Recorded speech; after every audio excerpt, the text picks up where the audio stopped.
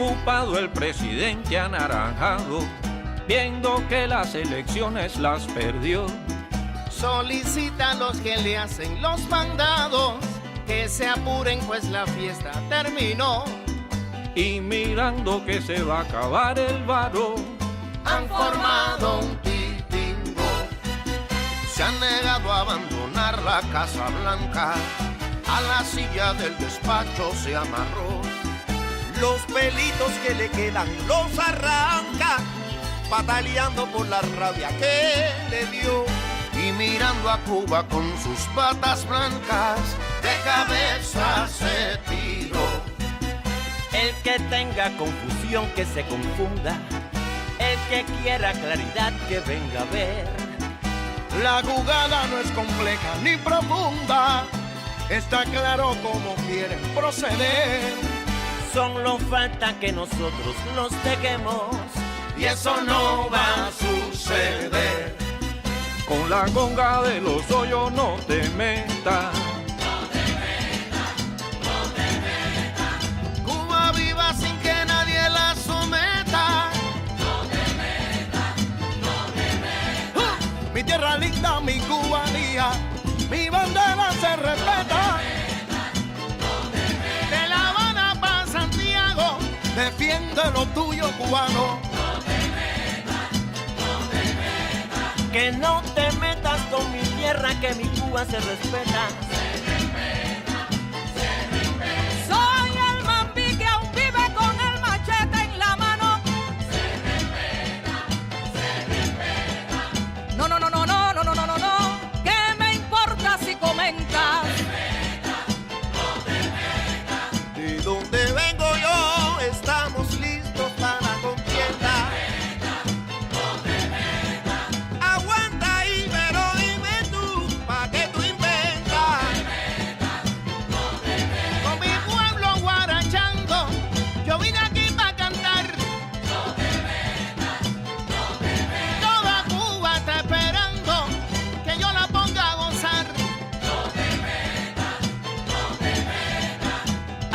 Nadie tiene miedo, tú conmigo no te metas. No te metas. ¡Hey! Oye, soquetón, mi alegría te molesta. Porque tú me conoces bien en todas mis facetas. Que no tenemos miedo, sal de ahí, no abra esa gaveta.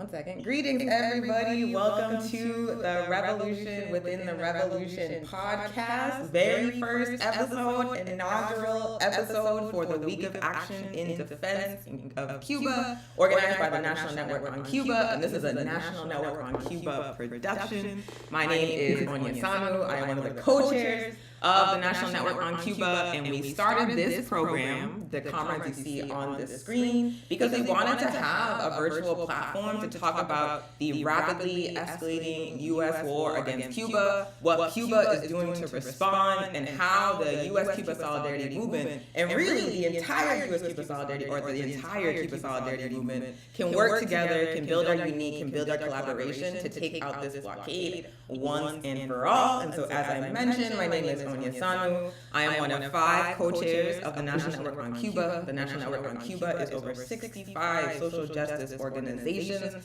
united in our opposition to U.S. government attempts to overthrow the Cuban Revolution. I am joined here by 2 revolutionary, wonderful co-hosts who I will allow to introduce themselves. I'm going to pass it to Jasenia. Thank you, Comrade Onye. My name is Jasenia. My pronouns are she, they, and I'm humbly and gratefully here today with my other comrades on this call. And as Comrade Onye Sanu said, we'll be talking more on how to, deepen the ties within the Cuban solidarity movement here within the belly of the beast. We'll be talking a bit about what's happening, globally in the international community, and how that all connects to us having to, challenge and finally get rid of Western imperialism, especially Yankee-led imperialism, because it's literally bringing an amount of pain and suffering that is unfeasible, and it is unwarranted, and we can't continue living in a world where our children are more fearful to look up at the skies than to play with one another in peace. So I think that today we're going to be in community and discussion with one another, and I'm looking forward to being here, and not to yap too much, and to pass it to my comrade Ermia. I am a member of various anti-imperialist organizations, and I also organize with the ACC, the Action for Cuba Committee, the New York, New Jersey chapter, which is a working group of the National Network on Cuba, and also a member of BP, Venceremos Brigade. So I'm happy to be here, and I will pass it to my comrade Ermia. Hello, friends. Hello, comrades. Thank you for joining us today, and thank you to my two comrades who introduced themselves prior to me. My name is Ermia. I live in Washington, D.C. I am also an organizer with the Action for Cuba Committee, which was born out of the 2025 May Day Brigade, which all of us actually here served as May Day Brigadistas on. And I am also a part of various different anti-imperialist organizations. And I'm very excited for us to be starting this podcast because I look forward to being able to discuss the global majority movements that are happening and what kind of resistance is taking place to U.S. empire. So I'm going to pass it back to my comrade Onya. I think you're actually first up, Ermia, with the update on Iran. Awesome. Well, I think with, Iran, the first thing that I kind of wanted to start off discussing is that in the past couple of weeks, we've seen an escalated campaign of attacks on Iran by the United States, right? What started off as an Israeli-US bombing of a girls' elementary school in Minab, which killed almost 200 children, shamefully. It quickly became a series of growing violence by the imperialist powers and the destruction of oil facilities that have resulted in deliberate and irreversible environmental and health impact. Images out of Tehran that we've seen in the past week show horrific scenes of poisonous smoke that has completely blacked out the sky. It's caused oil rain, which has caused catastrophic fires in the city. And the impact that these attacks will have on the environment and Iran's future generations and their health it's undeniable, right? And these attacks on the livelihood of Iranian people and Iran's sovereignty, however, is no surprise. Iran, for many decades, has been a strategic target for the United States and Israel. It is widely recognized as the heart of resistance that has stood the most steadfast against any U.S. aggression and has provided a lifeline to anti-imperialist movements all over the region and all over the world, really. And it's important for us to remember the history and material reality of Iran as we understand today's conditions. When the Iranian people waged their revolution, because it was a people's revolution in 1979, the country had been a playground for the US to stage coups d'etats against their democratically elected leaders and to prop up a dictator monarch who I think a lot of people forget his alliance was with the Nazis and American imperialism. And since the People's Revolution in Iran, the Iranian people have engaged in great sacrifice and discipline in countering US hegemony, with every aspect of the Iranian economy structured towards fueling resistance that defends our homelands and being on the front lines in the struggle for a liberated Palestine. And, It's certainly true that Iran has oil that America would love to have control over, as many have already pointed out. But even more crucial is that Iran will not bow down to the boot of the US. And even more crucial is that Iran has been providing refuge to Black and brown revolutionaries while the US provided refuge to Nazis, right? And so Iran is a target now, not because it poses any genuine threat to any people of the world, but because it poses a threat to empire. And as the Iranian Western diaspora, Vatan Furushes is what we call them, which means homeland sellers in Farsi, cheer for the destruction of our people and culture, Iranian people in Iran have hit the streets en masse, demonstrating the rejection of US interference and the information warfare that has incorrectly framed them as needing saving by the West. We witnessed this same propaganda warfare towards Cuba and Venezuela as the US has amped up its attacks in the Caribbean. And they've used the diaspora of all these countries to help build consent for such military aggression. So Onia and Jasenia, I now turn to you. Onia, talk to me about the importance of anti-imperialist organizers and progressive people more broadly standing in solidarity with Iran. How can we challenge the imperialist narratives against Iran at this moment? Thanks so much, Amir, for that incredible grounding. And I also want to make sure, so this is our first show.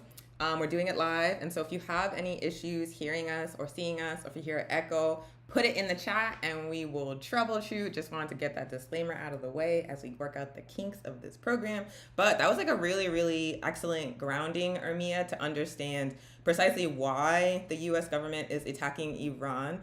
I feel like we have to understand what you laid out, that Iran has provided political and material support to national liberation struggles, to the anti-imperialist movement, to the socialist movement, including to Cuba. Cuba and Iran have very, very good relations. And that is precisely why the US is going for Iran in this moment, because they want to secure their hegemony over the planet. And Iran is a bulwark against imperialism in the Middle East, just as Cuba and Venezuela and Nicaragua have been bulwarks against imperialism in the Western Hemisphere in Turtle Island. And so we really have to recognize as Cuba Solidarity Forces that we have to see the connections between these struggles, between Iran's struggle against Zionists and US intervention. Like, it's really like an existential battle for Iran, because the US, multiple US officials have expressed the desire to destroy Iran society, destroy the Iranian government.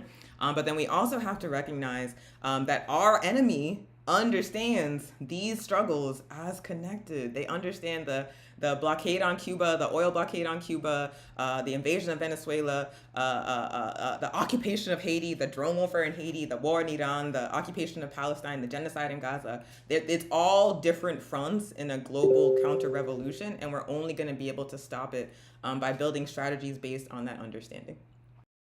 That's right. That's right. So Jasenia, talk to me. Has the resistance been weakened as painted by the US media? What is the sentiment that's coming from Iranians in Iran? No, the sentiment of resistance hasn't been weakened at all. If anything, it's been strengthened even more.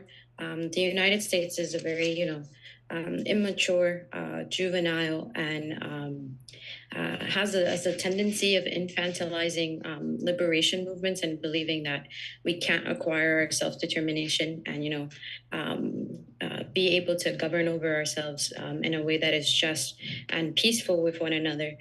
So this is why they do imperialist aggression, because they believe that the influence that they can have over our democratic societies, as we see Iran and Venezuela and Cuba and so many other countries that are constantly, threatened and aggressed by the imperialist empire of the United States.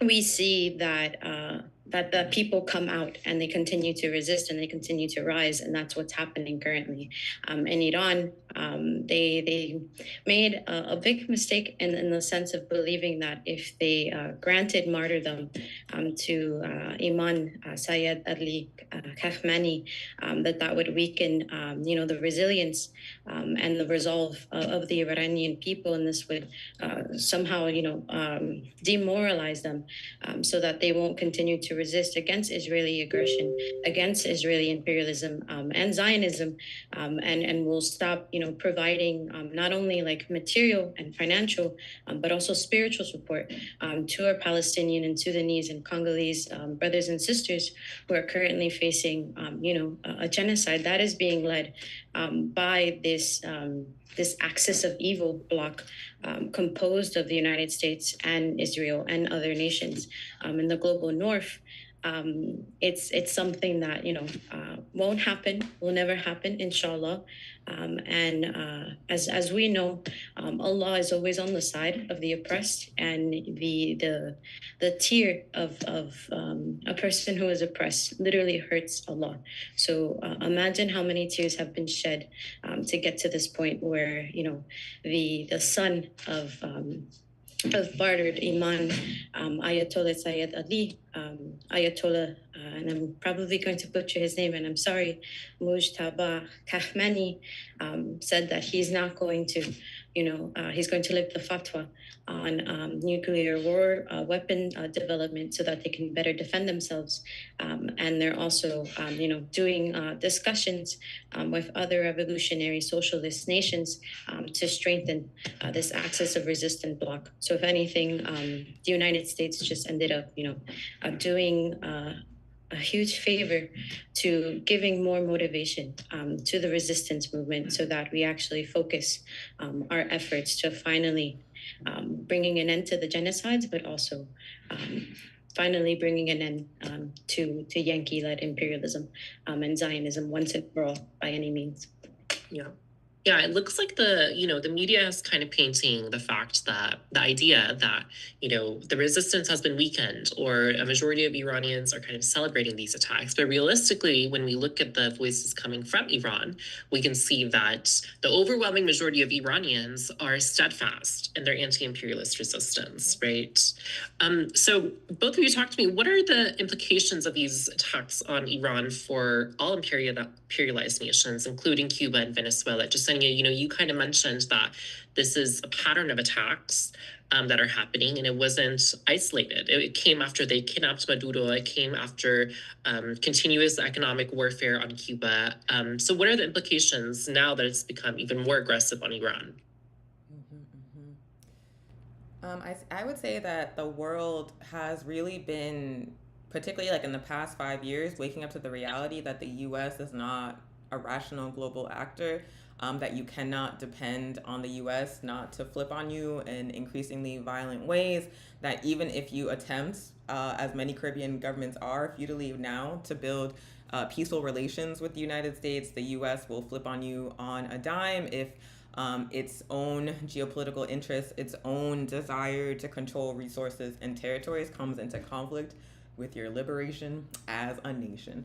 And so now I think the example of Iran, because really they were very, very patient, very, very disciplined, and very, very open to negotiation, to the point of agreeing to terms that they really they didn't have any reason to do that. Like, the U.S. did not get to define whether Iran can research or develop nuclear energy. The U.S. doesn't even get to define if Iran can have a nuclear weapon. Who decided that the U.S. gets to make that call? But Iran was willing to work with them because the rest of the world just wants to live in peace. They just want to have control of their own resources and meet their people's needs. And over and over and over again, the U.S. and Western imperialism more broadly just keeps messing with people. And I really feel like Iran was like, we are going to try to make it work.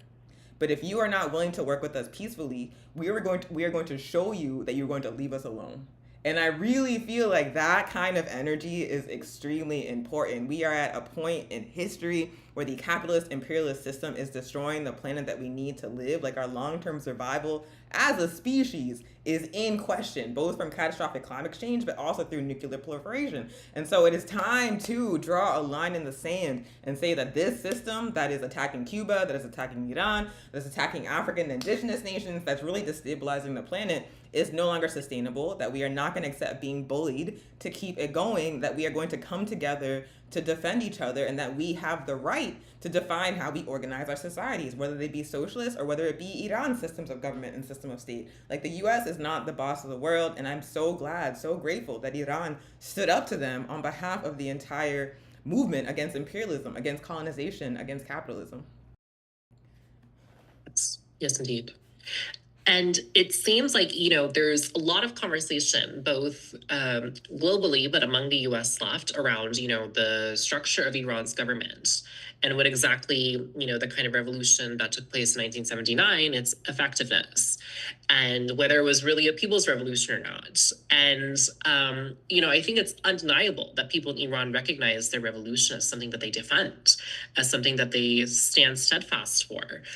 So, talk to me, what about the fact that Trump himself said the exiled monarch's son, Reza Pahlavi, himself was deeply unpopular in Iran? I think we see a lot of videos of Iranian diaspora, certainly here in Washington, D.C., there was demonstrations of them holding up Reza Pahlavi as some kind of popular leader who should be reinstated as the monarch in Iran. So what are our thoughts that even Trump himself, as the head of imperialism, said, actually, no, he's not that popular?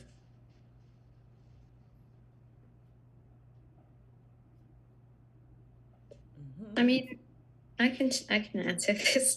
I mean, the fact that Trump is even giving opinion as to regards to like who's a popular leader or who's not a popular leader is hypocritical, and it's asinine at best, to be honest, because he shouldn't be passing any judgment as somebody who is immoral and corrupt himself, as we see with what's happening, unfortunately with the Epstein files, and what happened to all those innocent children and women and men. We see his name come up constantly, being associated not only with official like political leaders of nations, but also presidents of corporations that are actually manufacturing and continuing to financially benefit from the atrocities that we constantly have to be forced to see with every passing day. So the fact that Trump is even saluting or praising any sort of leader, it just speaks to the character of what the Shah that was banished and pushed out by the people, because it was a people's revolution that happened in 1979, and it was the will of the people in order to establish an Islamic Republic. That was what they decided amongst themselves. And there are things that happen under every single government, because we are human. We are fallible. We are not infallible. Not everything is perfect, but the constant thing that we see in countries and nations like Iran, like Cuba, like in Venezuela, I have some thoughts about that, and we can talk a bit more later. Is that they are willing to criticize, self-criticize, and do rectification. They are willing to bring about change within their society, because they listen to the demands and the voices of their people, and they put that first. And this is something that the United States, since the forceful creation of the settler colony that was very violent and brutal, and still the indigenous nations and the indigenous people of this settler colony haven't received their land back, and haven't received apologies and justice for the atrocities that they have been forced to endure through generations. We see that the Iranian people, what they want is to be able to live in peace, and whether that be through establishing the Islamic Republic and having that solely as how they decide to be, well, mashallah, that's the way it should be. And for Trump to say that the Iranian people are being forced to adhere to an Islamic government, Islam is not compulsory. You are not forced to practice something if it is not what your heart calls you to. So to the fact that more than 90% of the Iranian people are practicing Muslim, and Shia is the denomination that is practiced there, subhanAllah, that's what was to be bestowed amongst the people. Who is the United States to come and tell an entire group of people, an entire nation, an entire republic that we want you to be one way because we want your natural resources? Just enter dialogue and see what it is that you can trade and what measures up and what doesn't measure up. But the United States has never done that because that's not in their character. So what we see now is, and as we've been talking about with, throughout this conversation, it is a revolutionary resolve that is never going to go away, and the Shah is not going to come back, inshallah, because this is what the people do not want. They do not want the Shah, and they want to continue establishing their nation under the leadership of the Ayatollah that they have elected and that has been selected by the Aman Sayyid Ali that was just martyred. And yeah, that's just a reality that the Yankees are going to have to come to accept one way or another. And if it's not through dialogue, then we're going to have to be in longer meetings. But other than that, yeah, I don't really see anything else that makes sense from whatever this administration has to say in regards to how nations govern themselves. Great. Yes, thank you for that, Comrade Jasenia. And Onia, we now turn to you to give us some updates on Cuba. Thanks so much, Jasenia. So as we mentioned in the previous segment, the U.S. has escalated the blockade against Cuba with the imposition of an oil blockade. It is multifaceted. There was an executive order issued on January 29th of this year in which the Trump administration defined Cuba as an extraordinary threat to the United States. Absurd, but also said that they would impose 50% tariffs on the imports of any nation that sells oil to Cuba. So Mexico, for a long time, has been a great friend of Cuba and also one of Cuba's primary suppliers of oil. And so that 50% tariff threat successfully threatened Mexico away from selling oil to Cuba. The Supreme Court has since struck down the Trump administration's ability to use what's known as IEEPA tariffs to impose that blackmail on nations selling oil to Cuba. But because the situation is rapidly changing and so unstable because the U.S. is an irrational actor, it's very important to understand that despite the tariffs being struck down, countries are still not risking selling oil to Cuba because they do not want to risk blowback from the United States. So there's that economic and legal dimension threatening countries away from selling oil to Cuba, but there's also a military dimension, meaning that the U.S. Coast Guard and Navy are straight up intercepting ships sent by foreign governments to bring oil to Cuba. So it's happened a couple of times.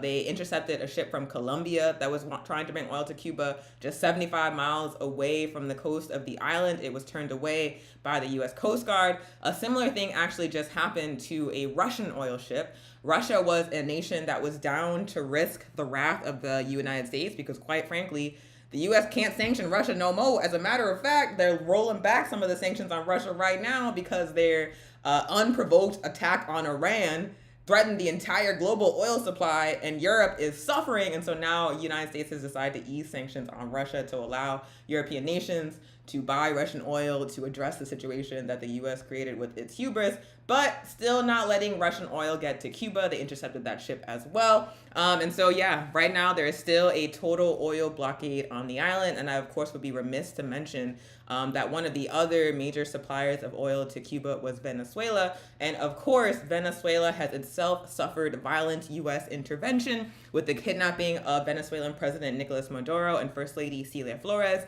on January 3rd.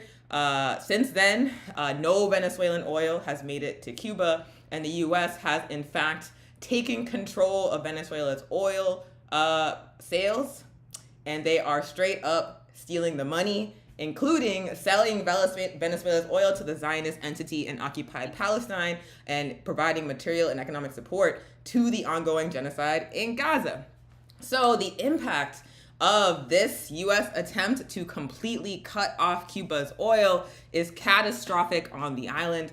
As Cuban President Miguel Diaz-Canel said, not allowing a single drop of fuel to enter our country will affect transportation, food production, tourism, children's education, and the entire healthcare system. The objective is clear. As always, just like the Mallory memo said, the United States government is attempting to bring great suffering and destruction into the day-to-day lives of regular Cuban people to attempt to make them suffer so much that they rise up and overthrow their revolution. As we have seen over the past 60 years of this genocidal economic blockade, and which each escalation of it, that is a futile objective. Like, the Cuban people are never going to overthrow their revolution. They built it brick by brick. It improved their lives materially. And so blackmail to make them suffer is just not going to work. It's just going to, like in the case of Iran, unite them in defending it. And so Cuba's response as a revolutionary scientific socialist society is to organize itself to meet its people's needs in response to these escalated threats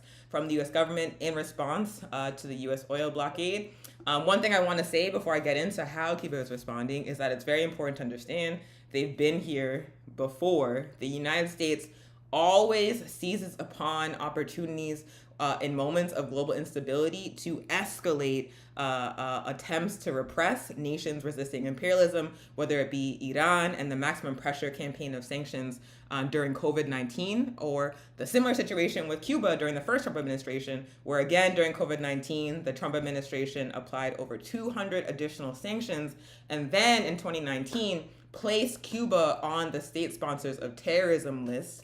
And that placing of Cuba on the State Department's state sponsors of terrorism list is actually where we see the initiation of this oil blockade. It did not start in January. It actually started in the first Trump administration. They went directly for Cuba's oil imports. By placing Cuba on the SSOT, they cut off Cuba's access to international banking, to lines of credit, to loans, and even to cash, meaning that Cuba was not able to pay for the oil that it needed to import. And at the same time as the Trump administration was escalating those sanctions on Cuba, going for Cuba's oil imports, they were also escalating attacks on the PSUV in Venezuela. So the seeds for what is happening now have been sown through presidential administrations, because the Biden administration rolled back nothing. They kept it all in place. And so Cuba has been under this exact kind of pressure for quite some time.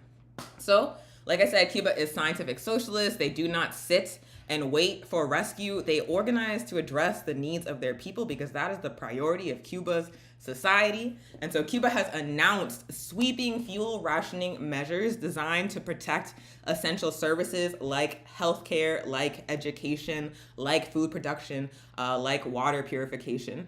So right now they have a government-wide, statewide plan in place to prioritize fuel for those essential industries. They are also strictly limiting sales to private drivers and industries. And they are working to secure vital foreign currency by ensuring that the tourism industry is prioritized. You can still travel to Cuba, and it's very important that we do so and support the Cuban government. So we're going to talk about the Nuestra América Convoy a little bit later in the show, but you can still travel to Cuba, and it's important that we do so because that provides Cuba with necessary foreign currency. Schools are also maintaining their full in-person schedule, primary education schools, but universities are in a hybrid system where some students are taking classes online, again, just to conserve energy. In addition to these society-wide rationing measures, we are also seeing like an extremely rapid transition to sustainable energy in the form of solar power in Cuba, because you cannot blockade the sun, baby. And so the Cuban government correctly recognized that the dependency on foreign oil was a point of weakness, a place that the U.S. empire could attack to harm Cuba. And so they are prioritizing a rapid transition to solar energy backed by international solidarity from communist China, where now they have 38% of their energy during the day being generated by solar power. And they have a long-term goal of having 24% of all of the country's electricity being generated by renewable sources, including solar, by 2030. They are on pace to achieve that goal. And again, that is thanks to scientific socialist organization, the only way that Cuba has survived this blockade and all the different escalations of the United States. So the situation in Cuba is really, really dire. Really, the situation globally is really, really dire. And I want to get into this a little bit, comrades. We see the United States trying to punish Mexico for trading with Cuba, trying to blackmail countries away from supporting Cuba. We see that they have invaded Venezuela, stole its oil, and sold it to Zionist Israel to support the genocide in occupied Palestine. Ermia, is this the clearest recent proof that U.S. imperialism and the so-called rules-based international order just means rules for thee and not for me? Well, Comrade, I think you said it perfectly. I think the U.S. has always been a rules for thee, not for me nation. I think anytime they talk about human rights or the ability to run their own country in the way they seem fit, it's all hypocrisy. They are over in the Caribbean, not only bombing these ships and taking away all of the sovereignty that the Cuban people are fighting for and the Venezuelan people are fighting for. Let us not forget that President Maduro, who was kidnapped by the United States regime, was a democratically elected president by the vast majority of Venezuelans. And after his capture, the Venezuelan people came out in the streets en masse saying, we want our president back. How dare you come here and try to disrupt our sovereignty? And so I think when we look at what the U.S. is doing, we understand that it's incredibly hypocritical. It does not believe in the value of human life, as we've seen them just bomb, close to 200 children in Iran.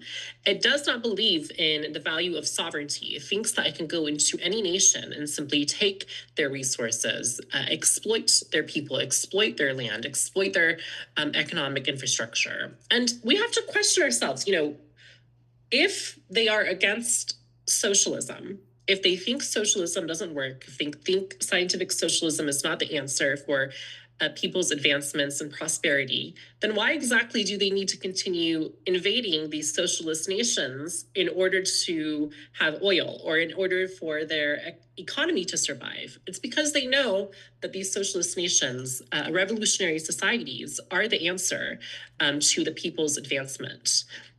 And so I think we have to challenge these narratives and recognize that in the eyes of the public, the U.S. has completely lost legitimacy. It's lost legitimacy in whether or not it can be a serious country, whether or not, it has its own ability to thrive without plundering the resources of the global South. The global majority is really what they are. And we have to understand that it doesn't matter who they put on the state sponsor of terrorism list. America is the biggest exporter of terrorism in the entire world, right? We live right here in the belly of the beast. We live where the heart of terrorism is created and exported. So I think we have to recognize that we live in the most reactionary, the most backwards, and the most violent nation on this planet. Absolutely. First of all, nails. I just saw them. I got a glimpse of them and I was like, yes. Okay. But also correct. Like the United States is the #1 purveyor of global terrorism. And so the claim that Cuba itself is a state sponsor of terrorism while Cuba is exporting doctors, is exporting international solidarity, and the United States is bombing school children and has a very large percentage of its elected officials going to pedophile islands. Like the idea that this entity is supposed to be the moral arbiter, the world's police, is actually absurd. But the propaganda against Cuba, against anti-imperialist nations like Iran, like Palestine, like Venezuela, like Nicaragua, like the Alliance of Sahel states, it is relentless for those of us living in the United States. We are constantly hearing messaging about how Cuba is on the brink of collapse, how communism and socialism have failed in Cuba, how the people want change. And now we are seeing the capitalist media in the United States looking at the situation on the ground in Cuba and using it to draw conclusions about the failure of the revolution. So in this period where Cuba is facing daily blackouts, where they are having to do triage of essential medical services to decide who gets care because they do not have the power to give everybody care because the United States, during this period of escalated economic warfare, Jasenia, how do we ensure that the world understands that these things happening are not failures of Cuba or the Cuban Revolution, but wounds deliberately inflicted by U.S. aggression?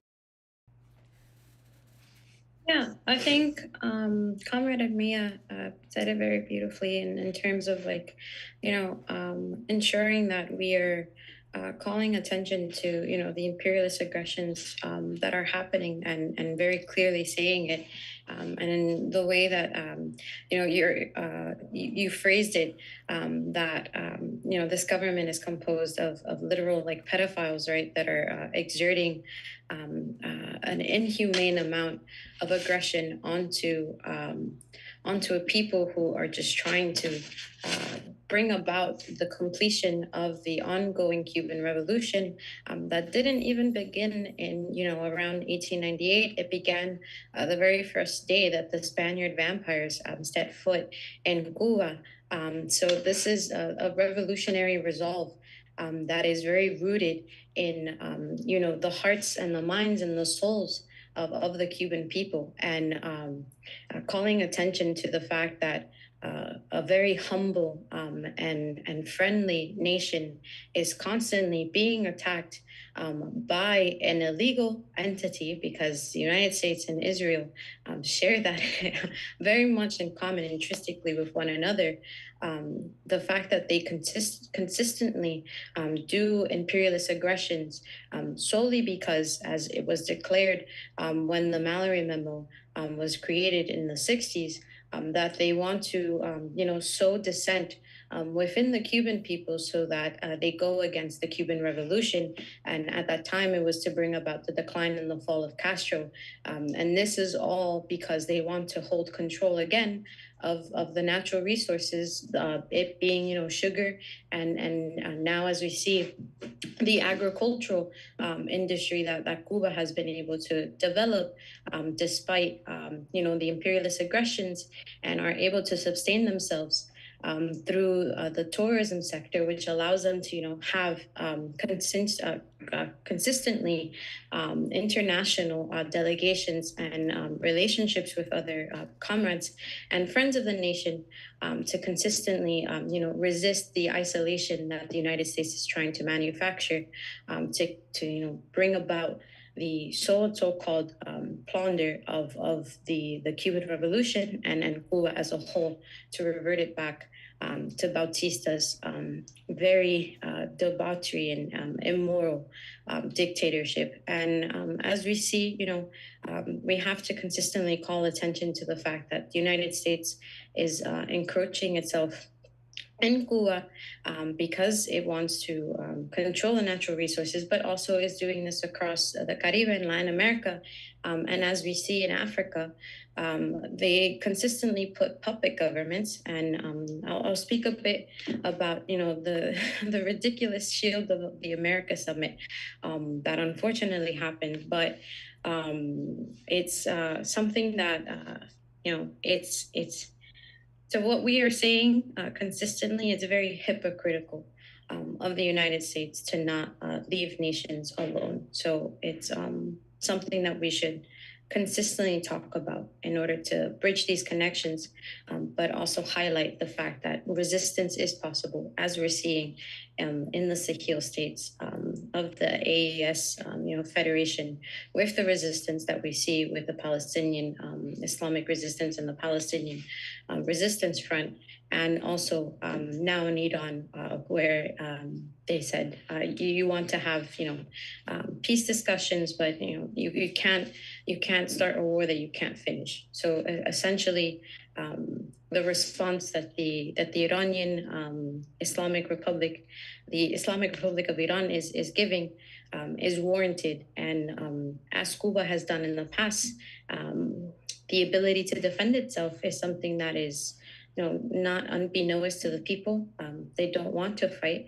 They don't want to fight. They say consistently that the American people, whatever that means, we can have a discussion about that later. They don't want to hurt the people that live within the belly of the beast. And this is something that all resistance and revolutionary movements have been saying. The enemy is just the Epstein government, or the cannibalistic, pedophilic, and immoral and corrupt government and ruling class that unfortunately is here in the belly of the beast, but also globally. So highlighting all of those things is important. And then also understanding that this is done to allow for all of these atrocities and this unregulated immoral behavior to continue.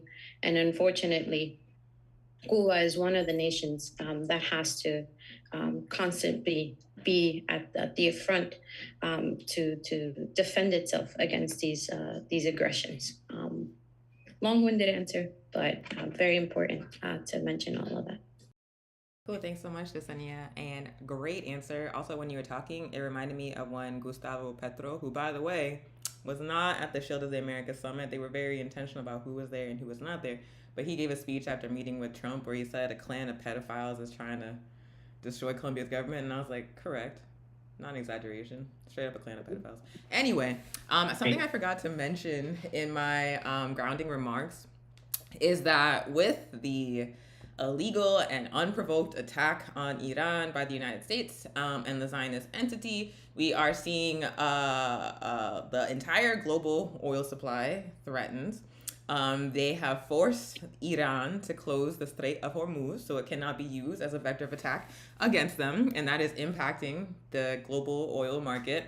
And one of the regions that's feeling that most acutely is Asia, and some news came out recently that governments in Asia have issued work from home orders to workers in their nation simply because they cannot guarantee the oil supply needed to generate the power for the workers. And it's very interesting because that's very similar to the situation that Cuba has found itself in, thanks to the oil blockade, thus the cutting off of all oil imports to Cuba. The Cuban government has been forced to impose rationing of electricity in order to make sure that the oil is prioritized for essential services. So the US is choking Cuba, it's looting Venezuela, it is causing a global crisis by attacking Iran and forcing them to close the Strait of Hormuz. So Armia, how do we use these imperialist contradictions impacting the working class all over the world to build solidarity across borders? Well, I think firstly, here in America, we need to organize, right? We need to hit the streets. We need to engage in political education. We need to counter these imperialist lies. We need to really, what we need to do is act on the calls from the global South, which is those of you in North America, those of you in the belly of the beast, in America, you have a duty to fight back against your reactionary, Epstein, pedophilic, violent government. Mm-hmm. And so all of us here in the US, whether we are progressives, whether we are anti-imperialist organizers, whether we're a part of the women's struggle, the Black and brown struggles, the queer struggle, the trans struggle, whatever it may be, we are all working class and oppressed people, and we have to recognize that we have a common enemy with everybody in the global South who is currently experiencing exploitation, violence, bombs, killing, looting from the US. I mean, let's not forget, here in America, we still don't have healthcare. Right. While in Israel, a country that we spend billions and billions and billions of dollars to every single year, they have healthcare. They have free healthcare. And so we have to recognize that the struggle for a world that's free from imperialism is the struggle of working class and oppressed people. And the only way we can achieve that is through discipline, is through militant, and is through revolutionary organization. And so there's so many orgs around this country that are engaging in that work. It's important that everybody get plugged in and to put their efforts towards building a movement, a real fighting anti-imperialist movement here in America.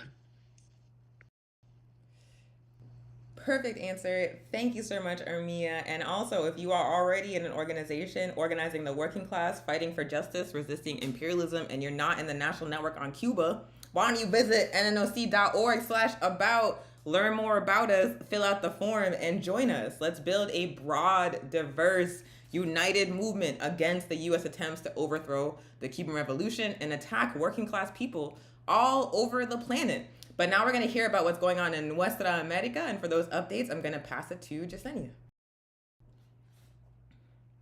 Thank you so much, Comrade Onye. And yeah, as we've been talking, the United States reactionary government and the Trump administration, the pedophilic clan of men and women that compose that cabinet have decidedly, began 2026 by continuing the bastardization legacy of, launching imperialist aggressions against democratically sovereign nations, as we've been talking about, and condemning, rightfully so, the illegal kidnapping of democratically elected Presidente Nicolás Maduro, and also first combatant Celia Flores, who are still, till this day, in a concentration camp in Brooklyn, New York, after the very, I have my reservations, rightly so, the strange anomaly that is the mayor of New York City, Zohran Mamdani, who met with Trump a few weeks before the imperialist aggression was launched against Venezuela, which left and killed over 100 people, in which 32 Cuban combatants were martyred defending Nicolás Maduro before he was kidnapped, forcefully transported to Puerto Rico, which is also an occupied nation that is used as a military playground by the United States to develop weapons that are being used to continue the genocide in Palestine and Sudan, and has also historically been used to launch and actually bomb nations that we do not in the past, historically, as we saw during the Vietnam War, and then also the Korean American War, unfortunately.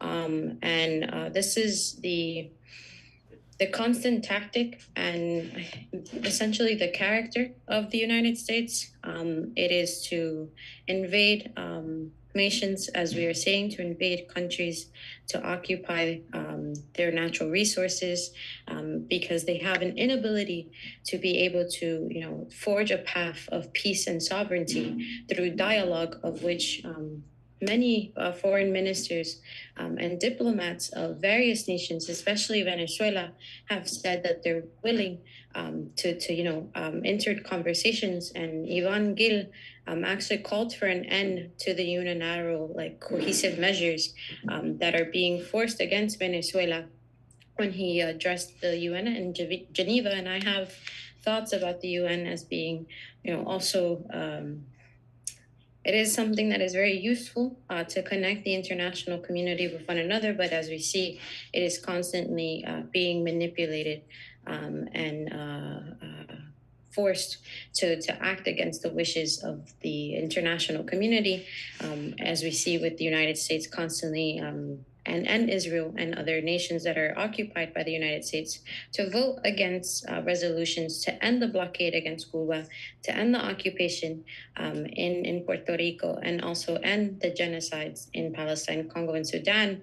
And with many leaders speaking and saying and demanding the release of Nicolás Maduro and Celia Flores, these demands are constantly being unheard. And as Comrade Onye mentioned earlier, recently the United States forced Venezuelan oil ships to ship oil from Italy into occupied Palestine, also known, hopefully, inshallah, no longer soon as Israel. And this is something that is, a direct result of the hybrid warfare that the United States is launching against the international community in order to bring about unrelented domination, and also to force corruption further into the lands, in order to just hold control over the entire world and essentially have no one be able to, speak out against what is happening, and being able to rise and resist. And this is something that, as we all know, and as revolutionaries and within the movement, we consistently condemn.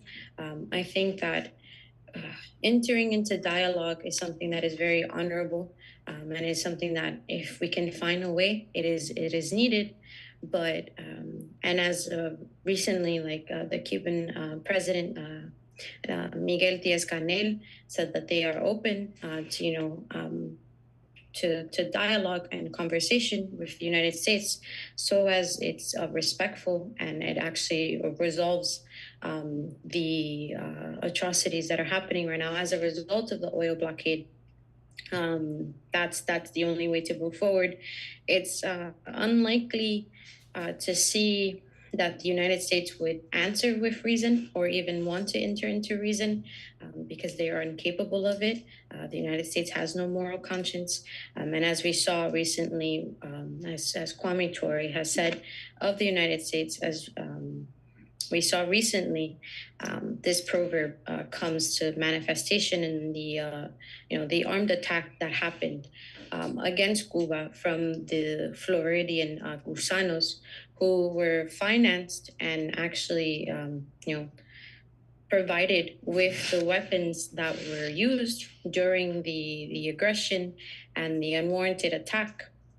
The terrorist attack that was launched, which they opened fire on Cuban soldiers who were, defending the shores of the nation, and it resulted in, I think, 1 or 2 gusanos dying and the others being injured and being treated. This is something that we see is a legacy within the United States, who has consistently launched terrorist attacks Cuba in order to find another way to be able to take over the nation. And this is something that, as I mentioned before, is rooted in the aim that they established in the Mallory Memo. It's something that was transformed and made into a legal mechanism under the Helms-Burton Act, which in the next episode of this talk show we'll talk more about.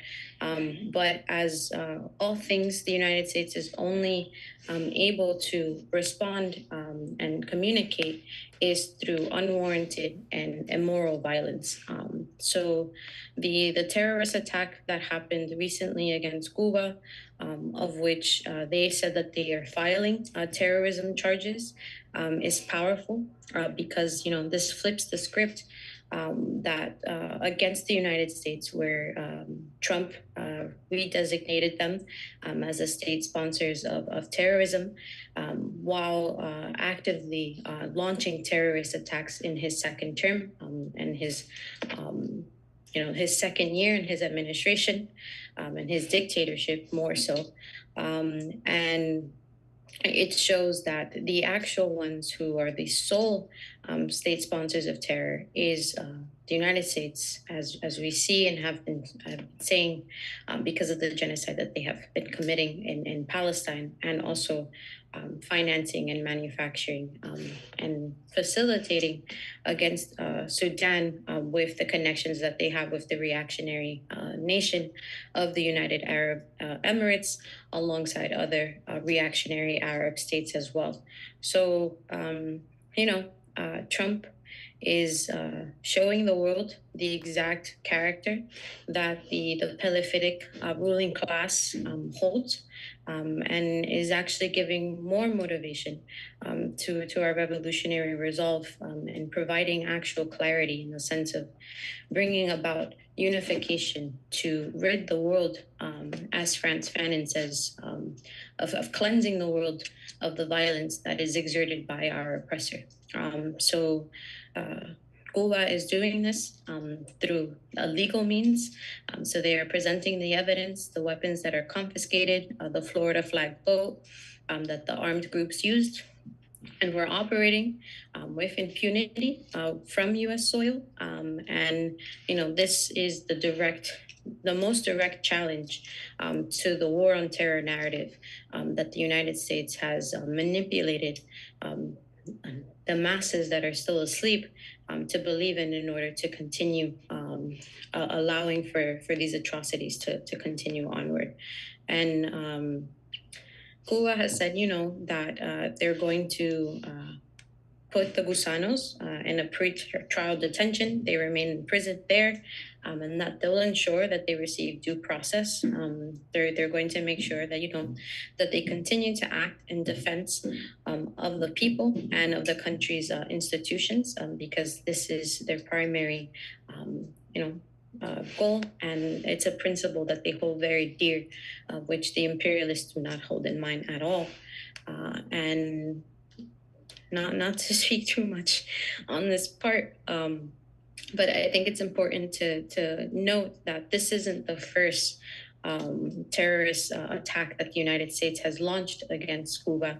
This actually is, the Cuban authorities have, documented approximately 5,780 separate terrorist attacks from the United States. One of the most notable ones that a majority of folks would probably know if they've been to Cuba and have visited the Playa Girón Museum, and as the Yankees know it as the Bay of Pigs. It was the attempt under the JFK dictatorship and his war criminal administration to be able to, launch another attack to destabilize the socialist Cuban revolution. And it was a failed attempt, as all of the other attempts that they have made. But this has led to, devastating consequences and has resulted in, the stealing of the future and lives of over 3,478 martyrs. And it's left thousands more with permanent disabilities. So, but the United States is essentially only, as Comrade Amia said, an exporter of terror. This is the only thing that they are good in doing. And as we see with the threats and the fear-mongering tactics that they have done in the Caribe by bombing fishermen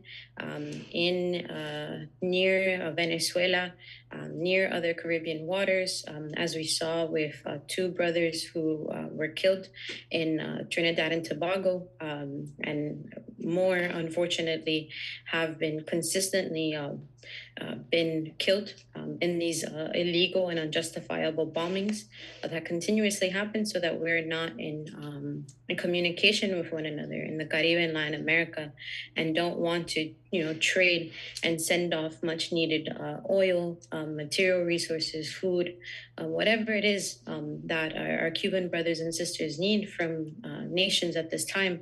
This is done to prevent that continual relationship and care that is provided from nation to nation to continue into fruition. And as we see with these murders, right, this is a form of collective punishment, not only to the Cuban people, but to the international community as a whole. And Marco Rubio, a Gusano, whose parents left during the Bautista dictatorship, and who has never visited Cuba before, has consistently created a narrative essentially saying that, not only supporting Trump's designation of Cuba being on the SSOT list, but also saying that the Henry Reeves Brigade medical program is an act of human trafficking, and that these doctors are acting against their will, and that any nation or country that is essentially participating in this program will be sanctioned and completely blocked from doing relations with the United States. And it's something that is literally cutting a lifeline for many countries. Mexico was one of the countries that decidedly took a step back and then decided that they weren't going to allow that to that they weren't going to allow that to prevent them from being in complete solidarity and unity with Cuba at this time. And I think the last shipment that I saw that went, it was around like 2 million tons. So it was 2,000 tons, something around there. So this is a much needed aid that is going in, that is prevented from going in. And even to the point of, the doctors that are being attacked, that are providing life-saving, low-cost and free medical health procedures to the working class in these nations, predominantly the Afro and indigenous communities that aren't necessarily taken care of by their government because of restrictions within the nations themselves. this is a complete injustice to them. And some of the nations that have, adhered to the threats that Trump dictatorship has placed in the economical relationships of that are able to be made. Guatemala, Honduras, and recently Jamaica decided to call back doctors and nurses. And it's important to note that this is against the will of the people. And Honduras recently had a left-leaning government, and that was, unfortunately, she was voted out. Xiomara was voted out, and essentially like a far right leaning presidency took control over the nation and is acting against the will of the people. And this is what we see in these nations. And the people of Jamaica are lining up as much as they can to receive as much of the medical treatment that they could and they can for their cataracts and other medical procedures before the doctors are forced to leave. I think it's towards the end of this month. So this is a profound injustice, and it shows that the United States just views Nuestra América as their own playground to exert imperialist aggression and to go against the wishes of the people and essentially try to undermine the people's revolution.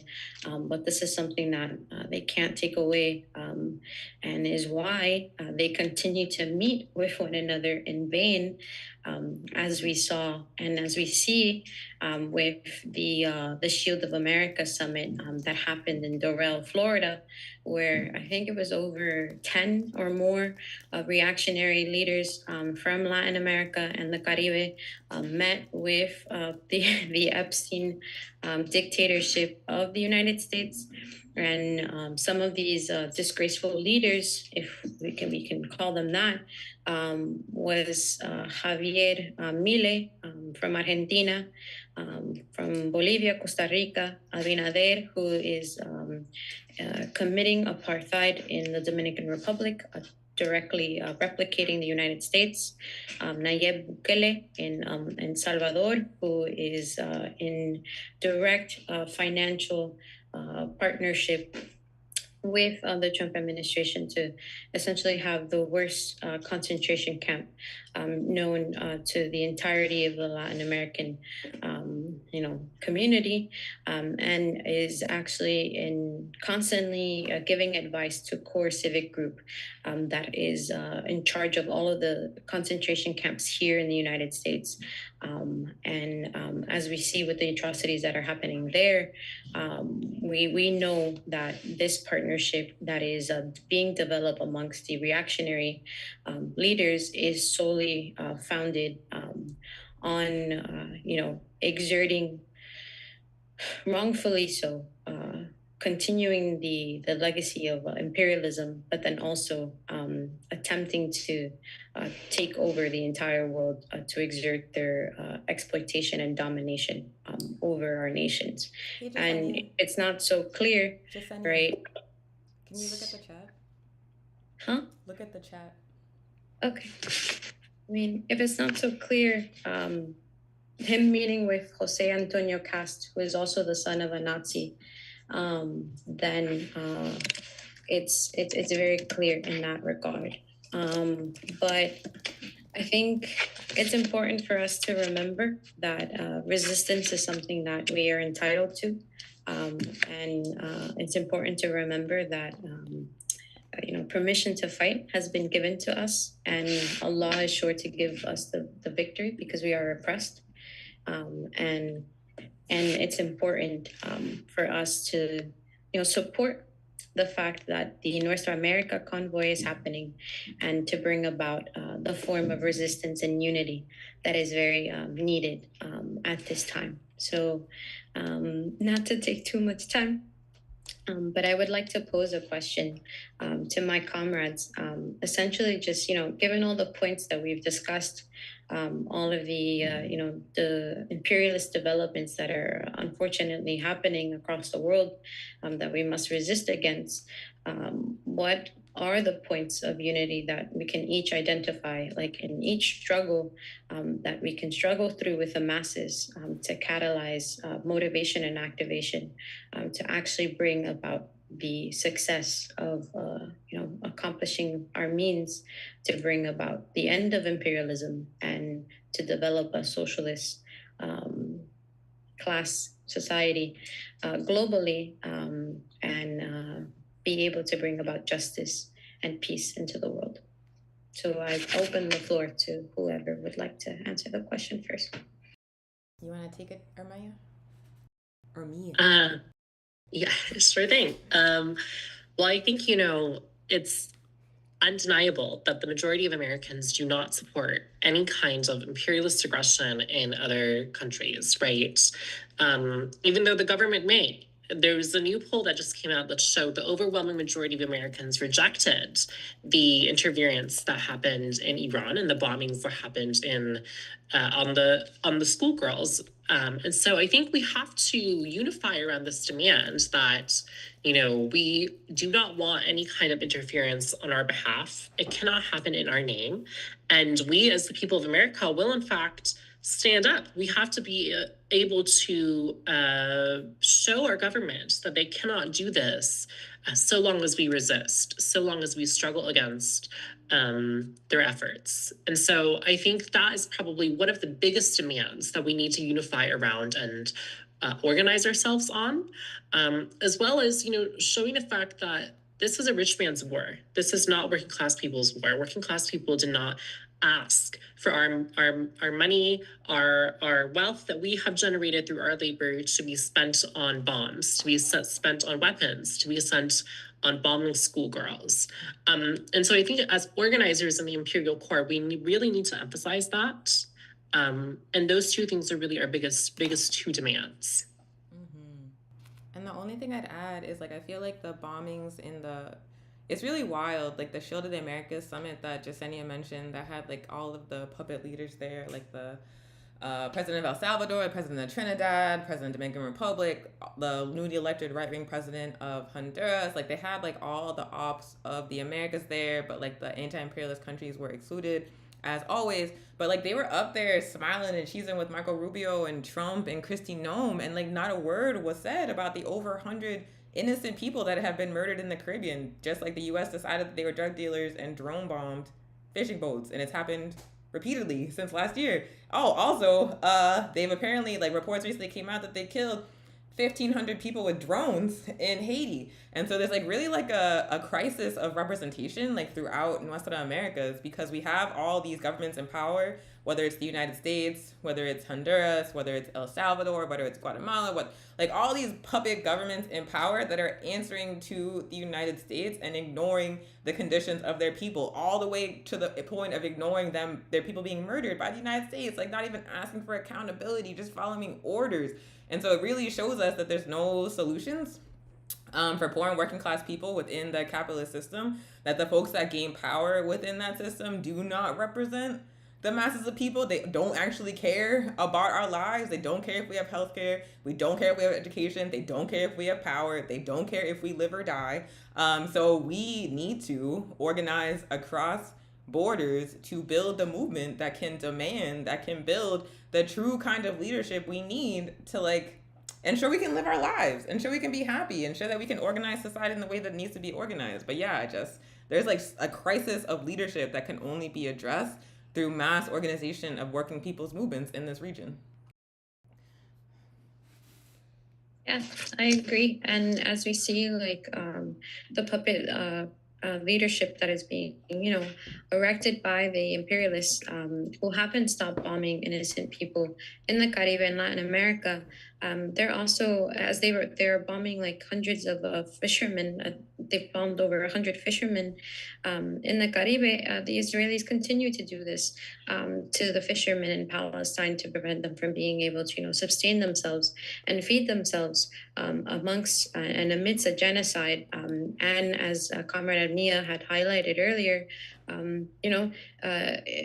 Israel receives free healthcare. They receive full subsidies and funding from the United States that comes from tax-paying dollars. I mean, I don't pay my taxes, but the people who do pay their taxes to fund this war machine, it's not going to be able to sustain ourselves, to have food sovereignty, to have healthcare, to have housing in the United States, and live dignified and respected lives. And they continuously attack Cuba, who do have all of these like provisional measures, and take care of their people and ensure that they don't go without food, or that they go without a medical treatment, and that they have somewhere respectable and adequate where to live, so that they don't need to worry about these things and are able to live their lives. They are consistently attacked by the United States. So it is important for us to, weave the interconnectedness as parts of our movements and of our struggles, and understanding that we have one enemy, of which continues to exert and steal the innocence of our children, and also of ourselves, as we're forced to mature and grow in a world that has only known war and genocide for centuries. And I think it's about that time where we all have to collectively come together, and not just say no to imperialist aggression and no to war, but actually say no more, and then bring that into reality. So I only had one question, not to take up too much time for the segment, but I think that the conversation that we had today is very pivotal and necessary, especially at this time.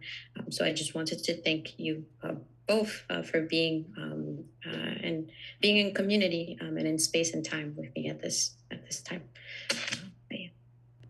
Alrighty, so we're moving to the close of the show. First episode almost in the bag, but we want to share some NNOC updates with y'all. Updates from the National Network on Cuba's organizations. So first and foremost, we have been engaged in an internal battle of ideas within the network, directly inspired by the Cuban revolutionary process. We know that Cuba is a truly democratic society in that all sectors of Cuban society are organized and educated and able to give input and help collectively shape the vision of the Cuban Revolution and the Cuban government. And so we really wanted to bring that practice into our organizing together within the Cuba Solidarity movement and engage in a debate about what the bylaws of the National Network on Cuba should be.